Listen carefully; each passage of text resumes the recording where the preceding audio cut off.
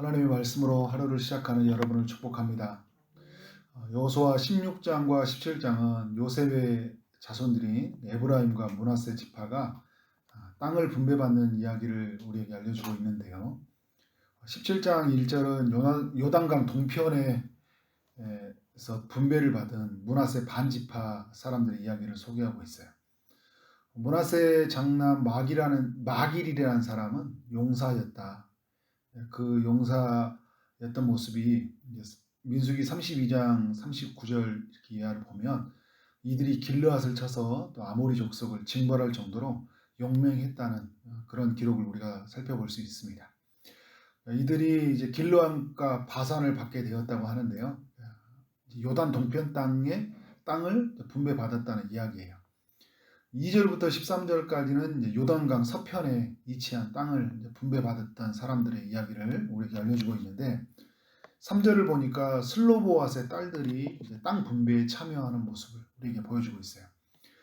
슬로보앗에게는 5명의 딸들이 있었는데 모세가 살아있을 때 자신들도 가나안 땅 분배를 할 수 있도록 허락해 달라고 하는 거잖아요. 아들이 없으니까 우리가 이제 땅 분배에 참여해 달라. 하나님은 모세를 통해서 그녀들의 요구가 맞으니까 반드시 분배를 해주라고 명령을 해요. 여자들도 상속할 수 있도록 그 구약에서 그 아들들이 없을 때 상속할 수 있도록 대신 이제 이 므낫세 지역에서 벗어나지 않도록 그 남자들과 결혼을 해야 돼요. 왜냐하면 다른 땅의 사람들이 만약 결혼을 하게 되면 땅의 소유권의 문제에 여러 가지 어려움들이 생길 수 있으니까 하나님이 또 제도적으로 그런 부분을 막으신 거죠. 4절에 보면 제사장 엘르아살 그리고 여호수아 지도자들이 나와서 여호와의 명령을 따라 나누어졌다고 해요. 모두가 함께 이 일 앞에서 동의를 얻는 거잖아요. 사람들이 동의를 해줘야 되는 부분들이 있는 거죠. 은혜롭게 잘 정리되어서 분배되는 모습들을 우리에게 보여주고 있어요. 모든 게 또 질서 있게 하나님의 명령대로 또 어떻게 보면 굉장히 배려와 또 양보가 있는 그런 모습들이라고 볼 수 있는데 12절 이하를 보면 좋지 못하는 모습들을 또 볼 수 있어요. 매우 인간적인 모습들, 하나님 바라보지 못하고 또 인간의 욕망에 지배되어 있는 또 인간의 연약함을 볼 수 있는데 12절 말씀을 보면 그러나 므낫세 자손이 그 성읍들의 주민을 쫓아내지 못하고 그 땅에 거주하였다 이렇게 이야기를 하고 있어요.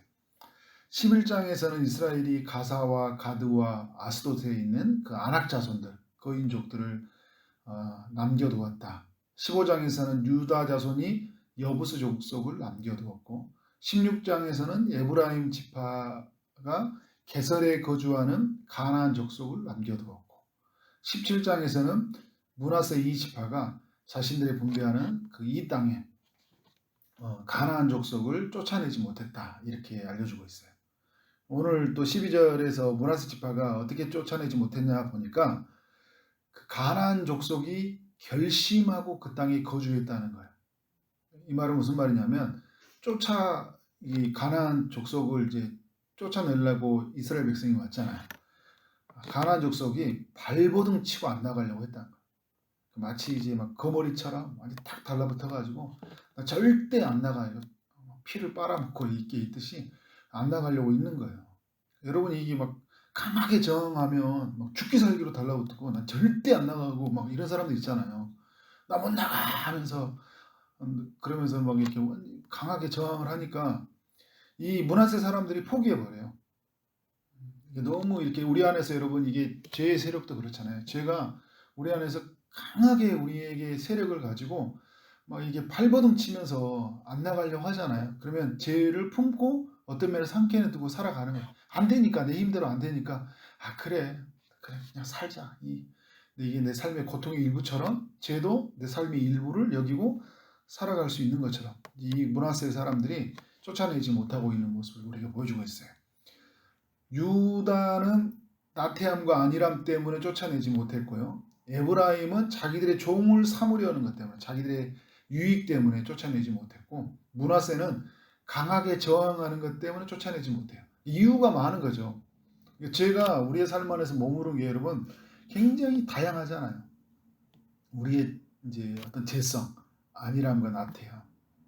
또 이익을 추구하려고 하는 이 마음들, 그리고 또 이 죄가 너무 그 오랫동안 가지고 있는 견고한 진처럼 강한 요새가 되어서 성이 되어서 우리 안에서 빠져나가지 못하는 것들. 그건데 견고한 진이 우리 안에서 있는 것들을 우리가 이제 성령의 능력을 의지해서 이 부분을 결단하고 또 도움을 요청하고 공동체에 도움을 요청하고 정말 하나님 앞에 간절히 부르짖으면서 이 부분을 쫓아내야 되는데 우리가 그것을 품고 있는 것처럼 이 이스라엘 백성들이 죄를 껴안고 사는 모습을 우리에게 보여주고 있어요. 마치 우리의 이 모든 모습들을 그대로 보여주고 있다는 것이죠. 그래서 많은 사람들이요, 얼마나 많은 사람이 많은 그 분들이 그 죄에 포기된 채, 죄와 함께하면서 하나님께서 주신 그 은혜로운 삶을 살지 못하고 살아가는지 몰라요. 죄와 우리가 어떻게 하나님과 돈을 겸하여 섬길 수 없듯이 우리가 어떻게 죄와 은혜가 같이 함께 공존하게 갈 수 있겠어요, 그죠? 근데 그 은혜가 더한 것에 죄도 더한다고 굉장히 그런 부분들에서 우리가 죄의 강력한 역사가 있잖아요. 그런데 우리 주 예수 그리스도의 이름으로 그의 보내신 성령의 능력을 따라서 죄를 결박하고 죄를 묻고 죄를 파쇄하고 끊고 살아가 했을 때 예수를 따라가는 삶에 그 기쁨이 있거든요. 근데 예수를 따라가도 기쁘지 못한 이유는 뭐냐면 우리 삶에 죄가 함께 동거하고 있기 때문에. 그러니까 우리의 기쁨이 없는 거예요. 만족이 없고. 이러한 이유 때문에 이스라엘은 엄청난 시련을 겪게 돼요. 여호수아서 23장 13절에서 쫓아내지 못한 이들이 이스라엘의 올무가 되며 덫이 되며 옆구리에 채찍이 되며 눈에 가지가 될 것이다. 이렇게 이야기하고 있는 거죠. 그러니까 여러 면에서 덫이고 채찍이고 가지가 되는 이런 모습들을 이스라엘이 겪었고 결국은 이것으로 인해서 이스라엘이 멸망을 당할 것이라고 합니다. 그러니까 가나안 땅은 약속으로 주신 땅인데 그들이 이제 결국은 가나안 땅에 멸망이 됐던 건 뭐냐면 그들이 어떤 사람이 되어버렸다는 거예요? 가나안 사람이 되어버렸다는 거예요. 하나님의 백성 이스라엘의 그러니까 이스라엘에 되어야 되잖아요. 그러니까 야곱이 이스라엘이 되었던 것처럼 그들은 이전에 야곱은 죽고 하나님이 살려준 이스라엘로 살아야 되잖아요. 새로운 정체성으로 살아야 돼. 언약 시내산에서 언약을 맺었던 사람. 나는 말씀으로 하나님께서 율법을 주시고 할례를 받고 언약을 맺은 백성으로 살아야 되는데 어떤 사람은 사는 거예요? 가난한 사람으로 살아가니까 죄가 안일함 때문에 나태함 때문에 유익을 위해서 그리고 그것이 강하게 저항하니까 그 일부를 여기고 살다 보니까 그 일부가 모든 삶을 지배하다 보니까 어떤 사람이 되어 있어요? 세상 사람이 되어 있는 거예요. 하나님의 사람이 아니라 예수 안 믿는 사람처럼 되어 있는. 그러다 보니까 어떻게 된 거예요? 가나안 땅에서 쫓겨나버려요. 다른 나라에서. 결국 이제 회개하고 다시 이제 돌아오게 되는데 그것도 다 돌아오는 게 아니라 그 포로로 끌려간 사람 중에 5% 정도만 돌아왔다고 하잖아요.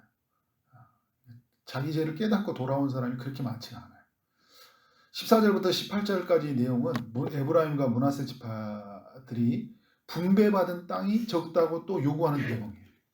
여러분 사실은 이 에브라임과 므낫세 지파, 이 요셉 지파잖아요. 요셉의 후손들인데 그러니까 유다가 받은 땅이 이제 요단 서편 땅에서 한 3분의 1 정도 되고요. 그리고 이 요셉의 후손들이 받은 땅이 3분의 1이 돼요. 그리고 나머지 7개 지파가 3분의 1이에요. 크게 받았잖아요. 근데 뭐라고 하는 거예요? 땅이 적다고 이야기하는 거예요. 근데 유다가 받은 것보다는 작은 것 같이 보이는 거예요. 유다는 하나가 많이 받았다고 이렇게 넓은 땅, 좋은 땅을 받았잖아요. 그러니까 이 에브라임 사람들 분열한 국을 보면요. 남유다가 중심으로 되는 꼴을 못 봐요. 이 다윗왕과 히르는 이 유다 자손은 흐르는 꼴을 못 보니까 에브라임이 일으키잖아요. 10개 지파를. 그래서 분열한 국을 일으켜버리잖아요. 이들이 가지고 있는 이 죄성을 그대로 보여주고 있어요. 여기서도. 그래서 이제 보면 이 두 지파가 여호수아에게 너무 작다고 하니까 여호수아가 어떻게 해요? 꾸짖지 않고 오히려 타이르고 공고하면서 브리스 족속과 르바인 족속의 땅이 있으니까 아직 이제 미개척된 땅이잖아요. 가서 스스로 개척하라고 이렇게 말을 해줘요.